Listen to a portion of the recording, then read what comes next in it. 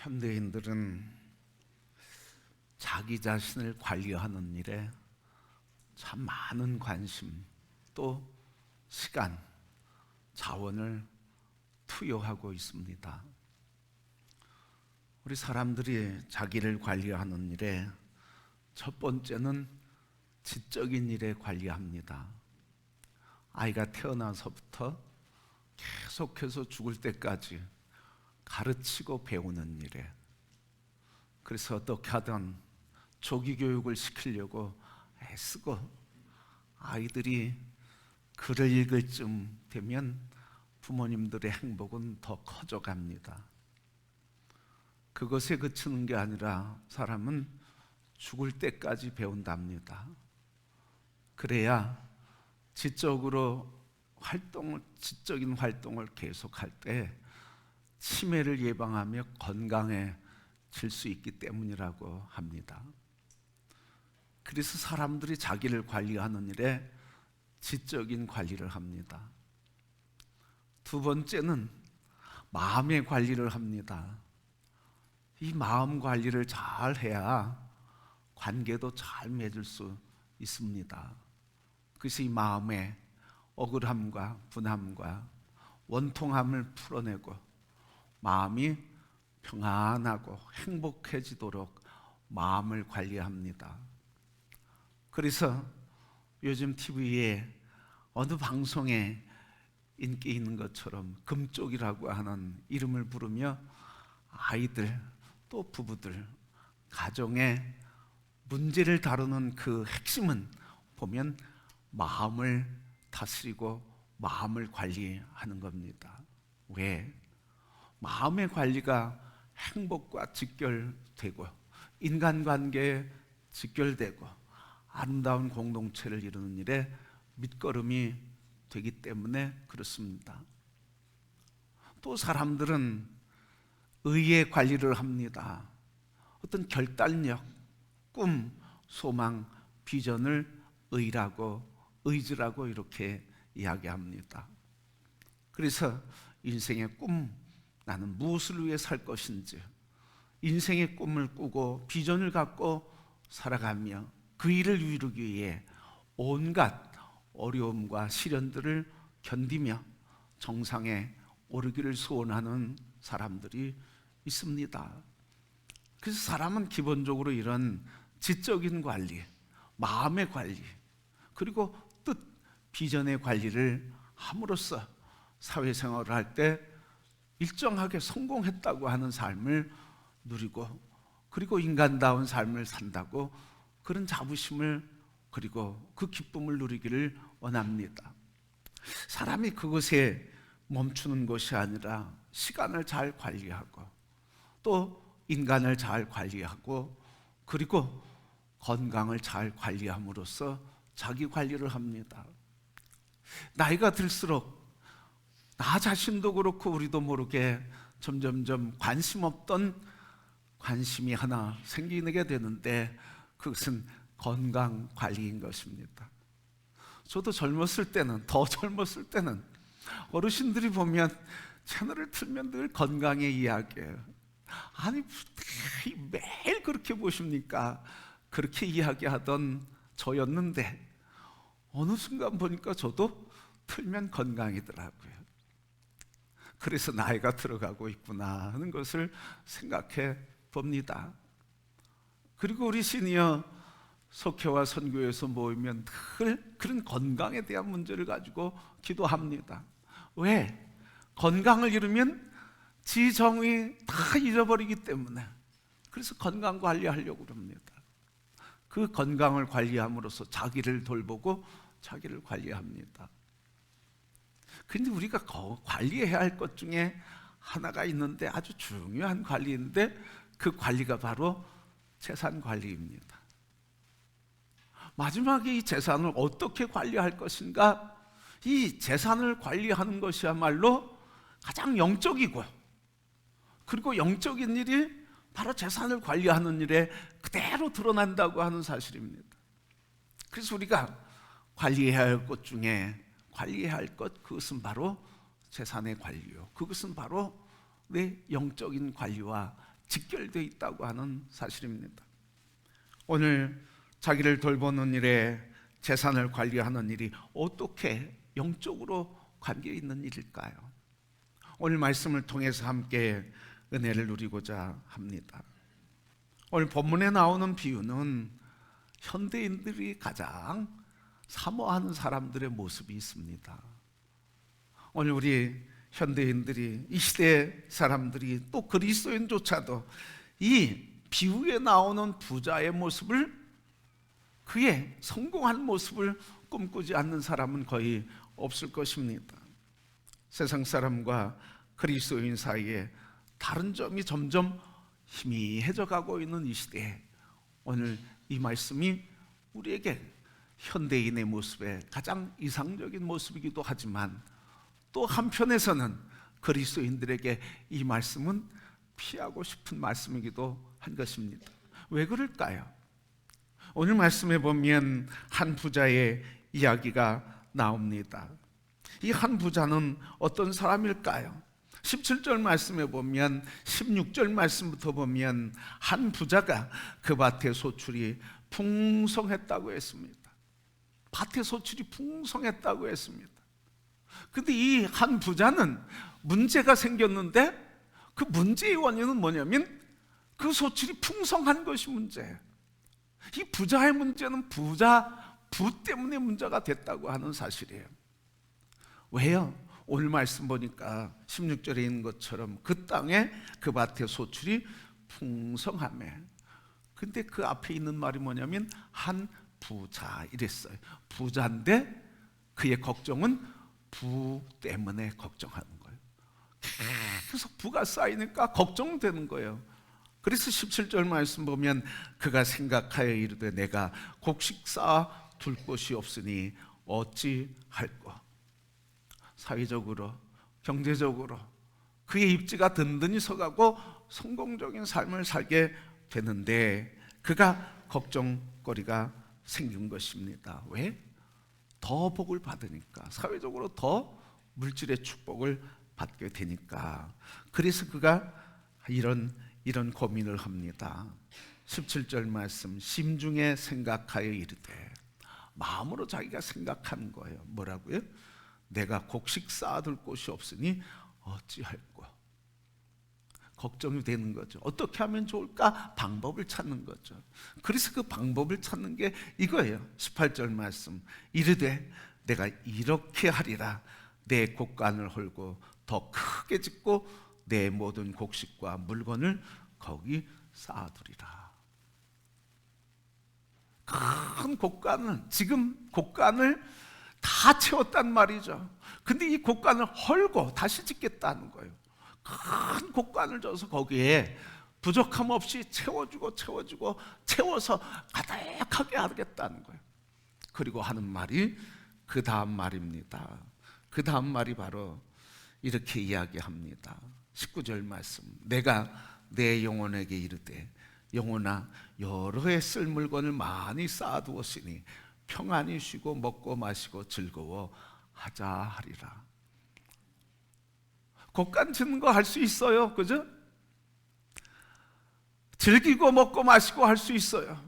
그러나 오늘 이 사람이 뭐라고 합니까? 즐기자, 마시자, 먹자 이러면서 뭐라고 그래요? 내 영혼아. 이 사람이 생각하는 건 뭐예요? 물질을 관리하는 것을 넘어서서 자기의 영혼까지도 자기가 관리할 수 있다고 착각하고 있는 겁니다. 그때 비로소 하나님이 이 비유를 통해서 말씀하시는 거예요. 뭐라고요? 이르시되 어리석은 자로다. 오늘 밤 내 영혼이 끝난다고 하면 내게 있는 모든 재산은 누구의 것이 되겠느냐? 바로 오늘 현대인의 모습 중에 하나, 우리의 모습 중에 하나가 뭐냐면 물질만 있으면 다 될 것이라고 하는 생각이에요. 물질이 많고 부유하게 되면 모든 것이 다 해결되고 내게는 기쁨만, 행복만. 그래서 오늘 말씀에 있는 것처럼 그가 많이 쌓아두고 평안히 쉬고 먹고 마시고 즐거워하자. 돈이 있으면 평안할 것이라고 생각해요. 그래서 돈이 있으면 먹고 마시고 즐길 수 있을 것이라고 생각해요. 그러나 여러분, 오늘 현실, 우리가 바라보는 현실은 어떻습니까? 돈이 있는 사람은 무슨 걱정이 있어요? 돈 때문에 걱정해요. 제가 목회하면서 한 부자와 함께 한 동네에서 살았습니다. 이분은 200억이 있습니다. 밤잠을 잘 못 잡니다. 어느 날 저에게 찾아오셨어요. 목사님, 내 아들 좀 꼭 예수 믿게 해주세요. 아, 왜요? 제가 잠을 못 잡니다. 아들이 들어올까 봐 문을 걸어 잠그고 잡니다. 그 아들이 들어와서 행피를 부르면서 돈을 뺏어가고 날 죽이면 어떻게 할까 걱정이 됩니다. 이 아들이 갑자기 부자가 돼서 농사 짓다가 사회 맛을 알았어요.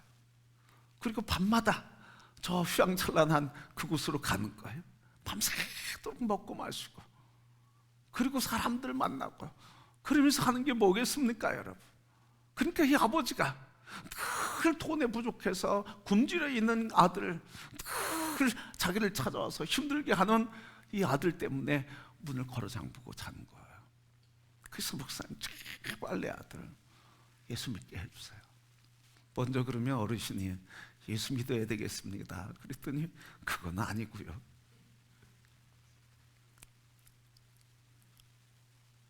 여러분, 돈이면 다 될 것 같고 평안할 것 같은데 돈 때문에 근심하고, 돈 때문에 좌절하고, 돈 때문에 아파하고, 돈 때문에 갈등하는 거예요.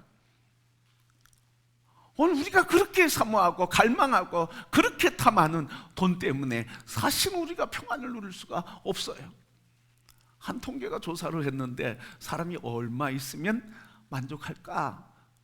통계를 내고 조사를 해봤더니 한 달에 한 400만 원 쓰면 거기서 거기래요. 그러니까 돈이 더 있어도 거기서 거기래요. 부자는 여러분 뭐 맛있고 진수성찬만 먹을 것 같죠? 결코 그렇지 않다는 거예요. 그냥 보리밥 먹으러 가자, 수제비 먹으러 가자, 이러는 거예요, 여러분.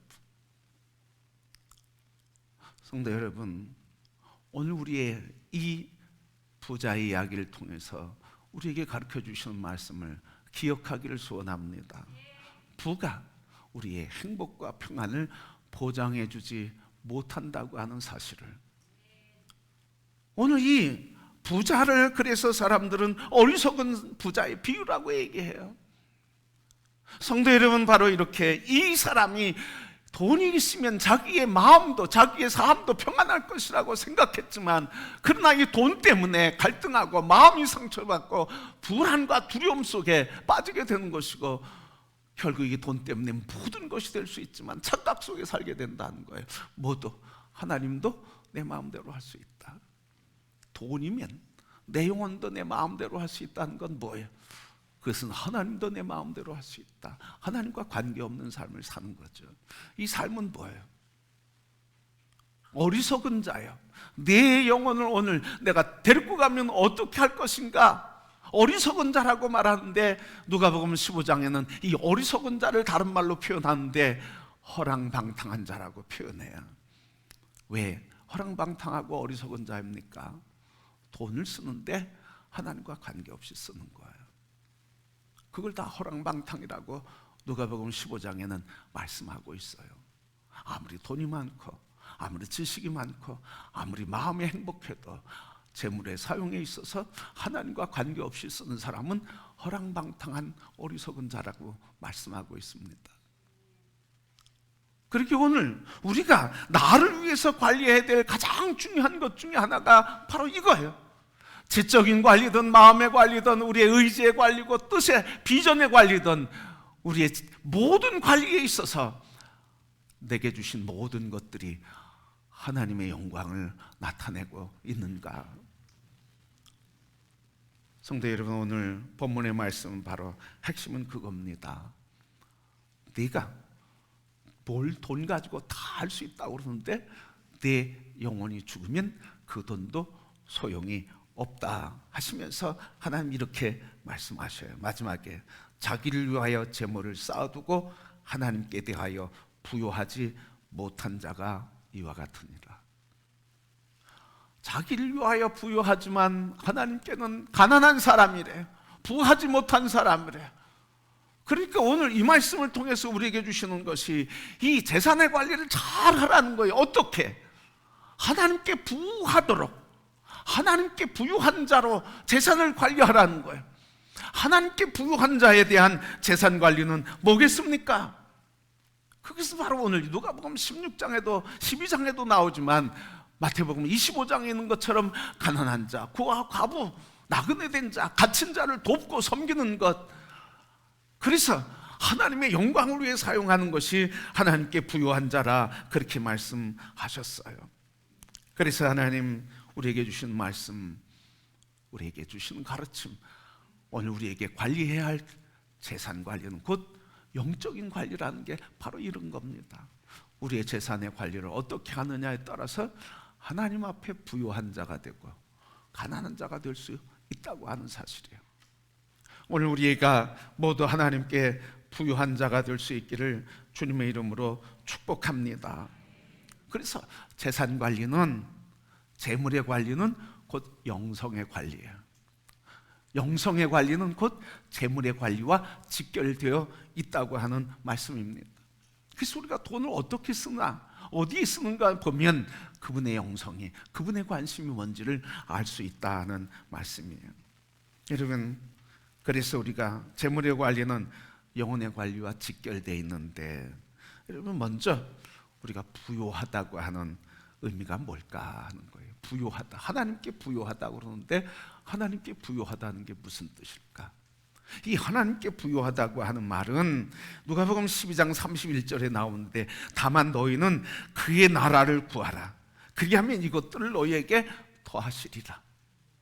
하나님 나라를 구하라, 하나님의 통치를 구하라는 거예요. 하나님께 통치되는 삶을 구하라는 거예요.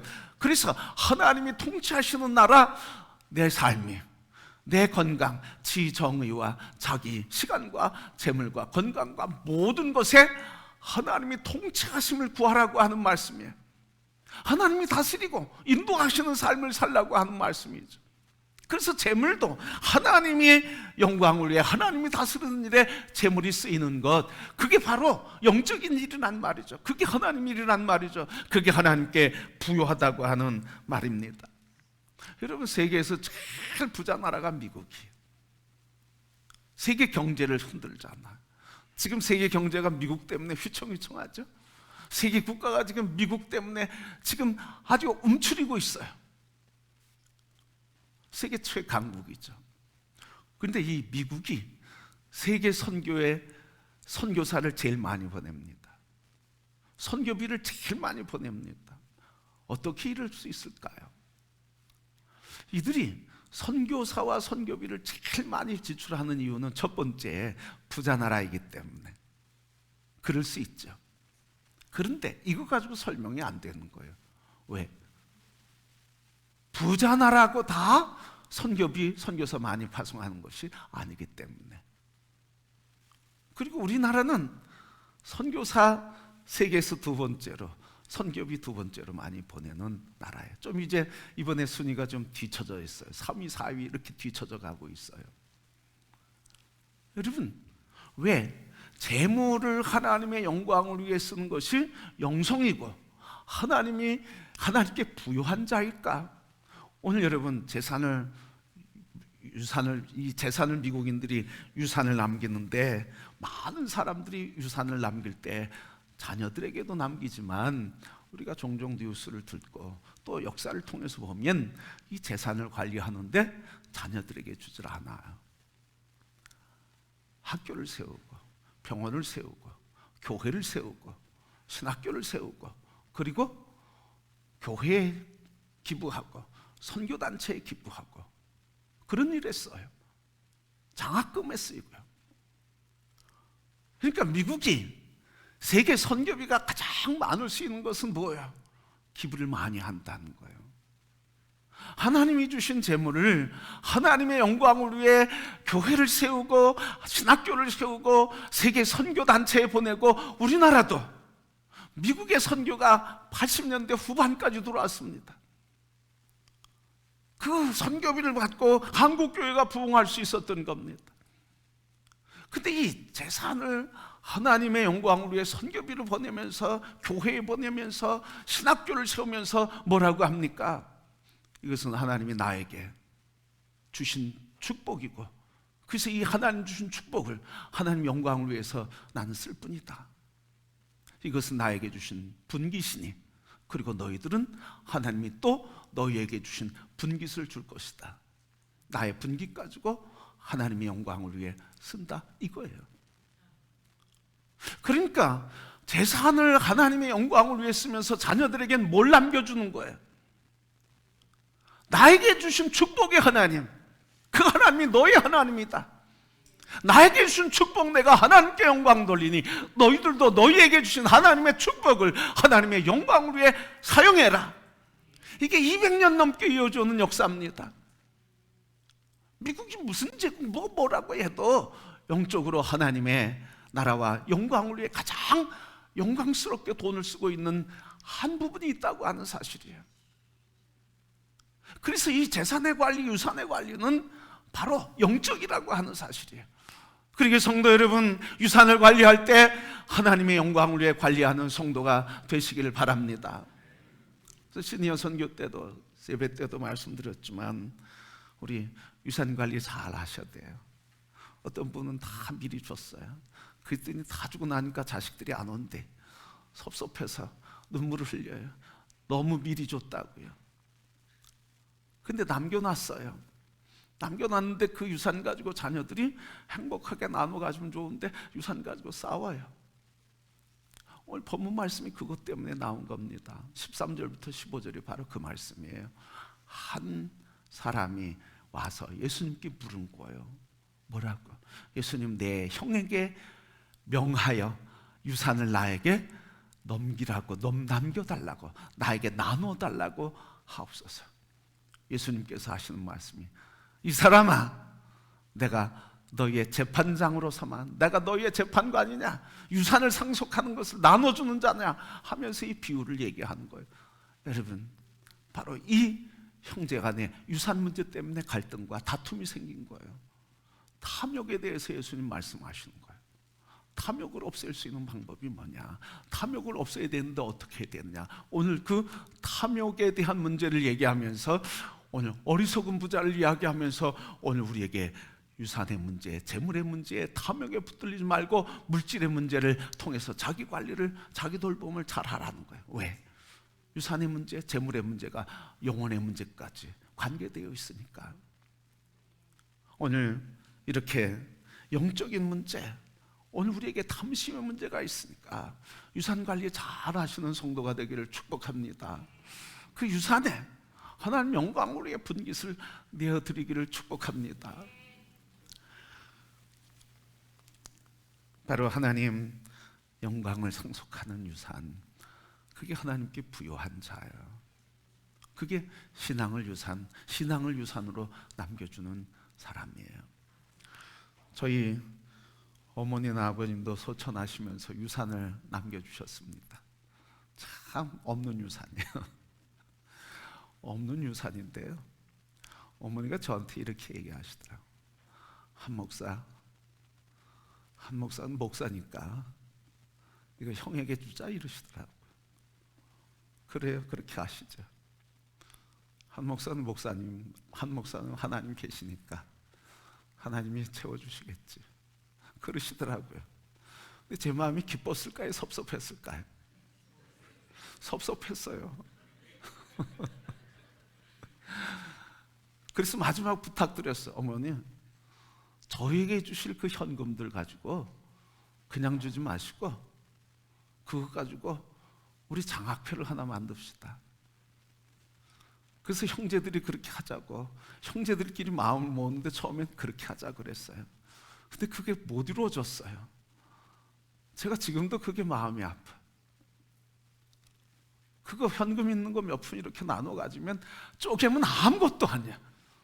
근데 그게 모아지면 거기에서 신학생을 세울 수 있고 장학생 후원을 할 수 있고 그렇게 되는 소망이 있는데, 그래서 어머니가, 아버지가 유산을 남겨주며 유산을 통해서 신앙을 유산하는 본이 보여줬으면 좋겠다고 평소에 말씀드렸는데 그게 안 됐어. 너무 안타까워요. 제게 눈물이 됐어 사실은. 성도 여러분, 유산 관리 잘 할 수 있기를 소원합니다. 유산 관리 잘 하셔야 돼요. 하나님 영광을 위해서. 우리 교회에 다음 세대 위해서 장학 선교비를 보내고 있습니다. 그 선교에서 몇 명의 장학생을 후원하고 있습니다. 또 우리 교회에서도 감동돼서 장학생 키우면 좋겠다고 헌금하시는 분 계십니다. 성도 여러분, 하나님의 영광을 위해 부유한 자가 어떤 자이겠습니까? 하나님의 영광을 위해 우리에게 주신 그 재물, 유산, 하나님의 영광을 나타낼 수 있는 하나님의 선교하는 일에, 그리고 교회를 세우고 건강하게 세우는 일에 신학생들에게 올바로 세워서 신학을 공부하고 그들이 바른 신학을 공부하고 나와서 목회를 할 수 있도록, 그리고 교회를 세우는 일에 우리 한국에서만이 아니라 세계 세워져야 할 교회들이 너무 많습니다. 그리고 복음화되어야 할 땅들이 아직도 많습니다. 아직도 나가서 복음을 전해야 할 사람들이 많이 필요합니다. 성도 여러분, 마지막에 우리에게 주신 유산 잘 관리하고, 그래서 유산을 잘 관리함으로 영적으로 관리해서 하나님께서 우리에게 주신 부가 우리 자손들에게는 믿음의 유산을 알려주는, 남겨주는 유산이 되고, 우리 하나님 나라와 역사를 위해 이 땅에서는 각 하나님의 영광을 위한 일에 하나님이 주신 유산이 흘러 축복의 역사가 일어나고 이 땅에 주님 나라 이루어지는 일에 아름답게 쓰임받는 역사가 있기를 축복합니다. 그래서 마지막 우리 관리해야 될 것 많이 있지만 그 중에 자기를 진정으로 하나님의 사람으로 관리하는 이 재산의 관리에 있어서 아름답게 돌봄으로 영과 육과 혼에 하나님이 기뻐하시는 온전한 삶을 이루어가는 우리 모두가 되기를 주님의 이름으로 축복합니다.